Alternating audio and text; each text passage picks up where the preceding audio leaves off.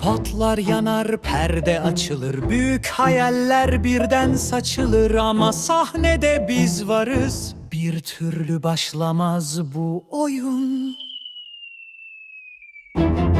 Henüz kurguda hep yarım yamalak, kahraman kayıp, reji darmaduman. Ünlü dostlarımız çoktan küstüler, final sahnesinde hep dağılırız biz.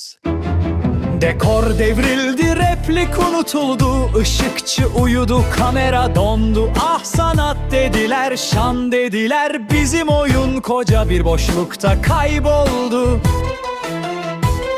Henüz kurguda, montajda kaldı, her planımız yarı yolda dağıldı. Perde kapanır, seyirci güler, bizim trajedimiz komediye döner. Henüz kurguda asla bitmedi, büyük eserimiz tarihe geçmedi. Ama unutmayın sevgili seyirciler, en güzel hatalar en çok güldürenlerdir.